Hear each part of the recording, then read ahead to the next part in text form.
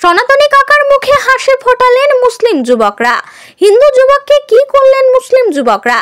একটি ছেলেকে দেখা যাচ্ছে লাল টুপি মাথায়, কিন্তু কি করছেন মুসলিম যুবকরা উক্ত হিন্দু সম্প্রদায়ের যুবকের ওপর?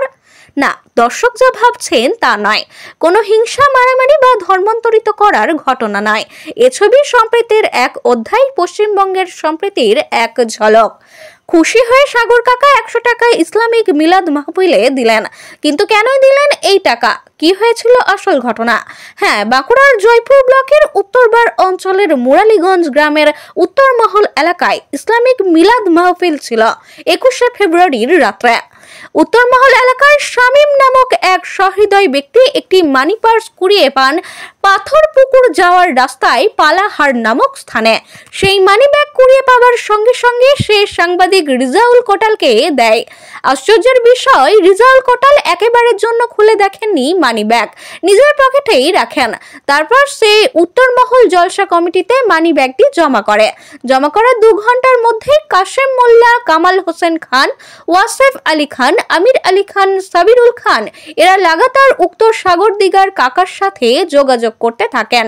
কিন্তু মানি ব্যাগে টাকা থাকলেও যোগাযোগের জন্য উপযুক্ত নাম্বার, আধার কার্ড ছিল না। অবশেষে যোগাযোগ নাম্বার হয় এবং মেহনতের টাকা জলসা কমিটির উদ্যোগে ফিরিয়ে দেওয়া হয় সাগর কাকাকে। মানি ব্যাগ পেয়ে খুব খুশি কাকা। তারপরেই মিলাদ মাহফিলকে উদ্দেশ্য করে 100 টাকা দান করেন এবং বলেন, আল্লাহ তোমাদের ভালো করুক। মানি ব্যাগে ছিল প্রায় 5000 টাকা বলেই খবর। কি দর্শক, কি ভাবছেন? এখানে কাকে ধন্যবাদ জানাবেন আপনি? বাঁকুড়ার জয়পুর থেকে ইনামুল ভুঁইয়ার রিপোর্ট, নিউজ 10 বাংলা।